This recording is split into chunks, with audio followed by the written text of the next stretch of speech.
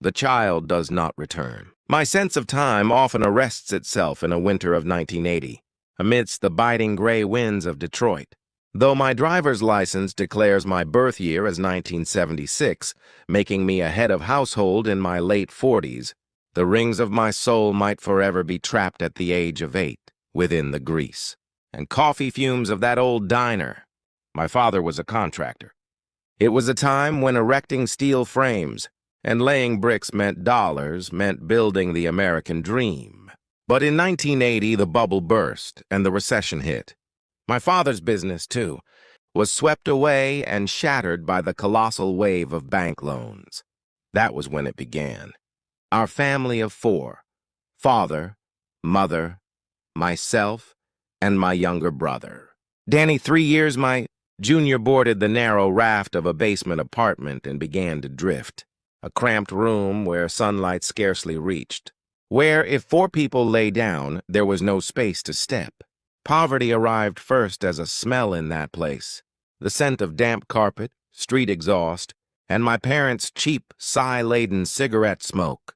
I always pulled the hood of my sweatshirt deep over my head, afraid that smell would seep into my clothes. It was the year I turned 8, just having started 2nd grade. The wind off Lake Michigan was particularly harsh that day. My mother took my hand. My mother, whose brow was usually deeply furrowed from the exhaustion of financial hardship, was unusually gentle that day, like a stranger. "Let's go, Jay." Her hand was rough but warm. We left my brother Danny at home. I followed, led by her hand. I was the kind of child who didn't know how to disobey his mother, who knew instinctively that he shouldn't. We arrived at an old diner on a street corner. When the door opened, the sound of meat sizzling on a grill and the smell of brewing coffee rushed out. As soon as we sat in a red vinyl booth, my mother ordered, "1 cheeseburger here, fries, and a Coke, please." A thick hamburger steaming hot and golden French fries. The taste was ecstatic. I wolfed down the burger. As the hot juices and the taste of ketchup filled my mouth, an inexplicable sense of relief rose from deep within my stomach. As my plate neared empty, my mother pushed more fries toward me. "What about you, Mom? Why aren't you eating?" I asked, sauce smeared around my mouth. My mother just fingered the glass of cold water in front of her and smiled faintly. "Mom's not hungry. You eat up." I was young enough to believe those words literally. Or perhaps the burger in front of me was so good that I wanted to believe them. As I was noisily slurping the Coke through a straw, my mother asked quietly, "Do you know what day it is today?" "I don't know." "Today is your birthday." "Ah, I see." "It was my birthday." Feeling even better, I popped the remaining fries into my mouth. The days of being unable to ask for a single toy, always gauging my parents' moods, seemed to melt away. But when the plate was almost empty, the thought of my brother back home suddenly struck me. That kid liked hamburgers even more than I did.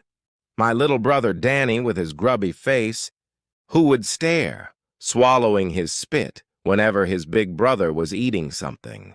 I put down my fork and asked innocently, "Mom, but what about Danny? Why didn't you bring him? Where is he?" It was in that instant my mother's face, which had been smiling at me just a moment before, crumbled in a second. Like a dam she had been holding back by force had burst. She bowed her head deeply, her shoulders heaving, and began to cry. It was a silent sobbing.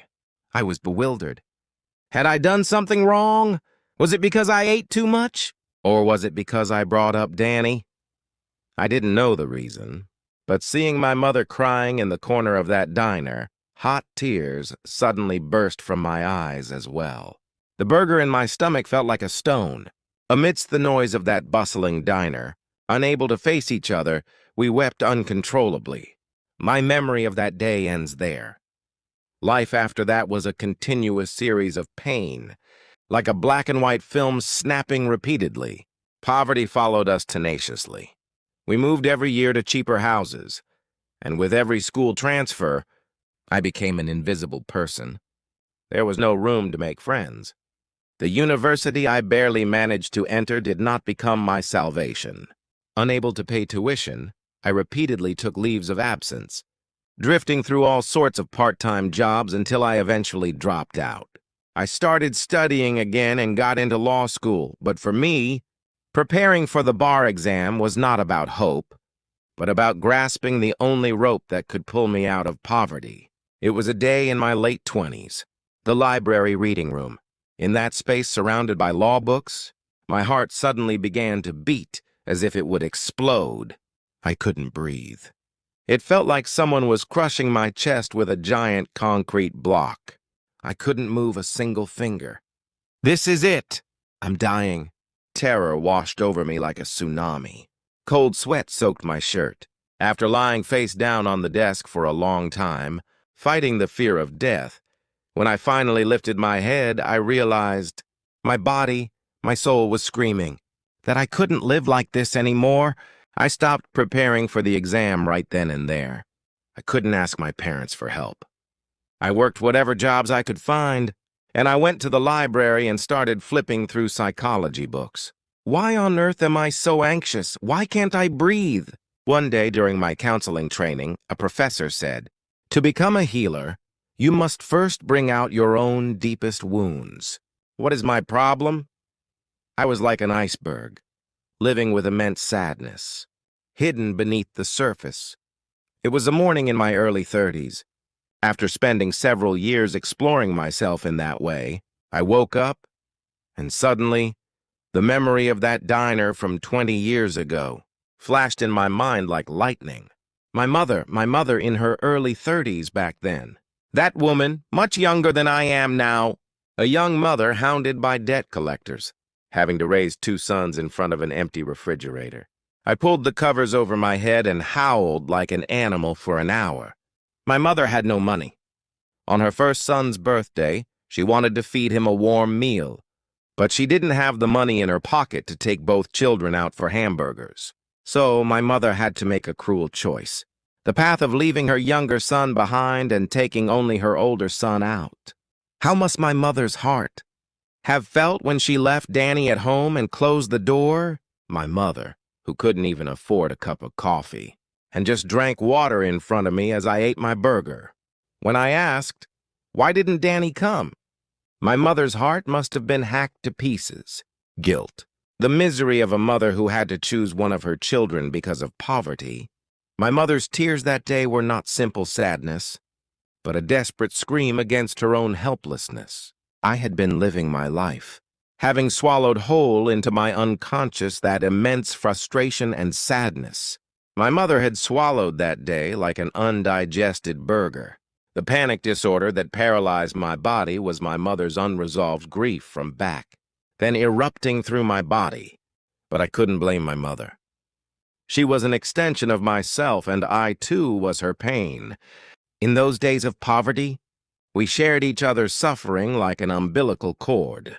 After that realization, I became a counseling psychologist.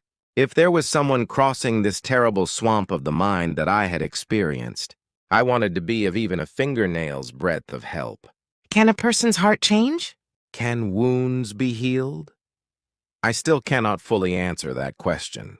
Even now, 30 years later, I pause when I see smoke rising from a diner grill, and without fail, my eyes grow moist. The 8-year-old child who laughed while eating a burger back, then remains forever in that restaurant booth. And the mother in her early 30s is crying there, too. The child does not return. That innocent laughter does not return. But now I know, instead of letting the wound swallow me whole, I can gently stroke it. The scar will not disappear, but that scar can be proof that I survived. I open the door to the counseling room again today, to soothe the crying child within me and to wipe away the tears of others, knowing that is the only way I can walk out of that diner.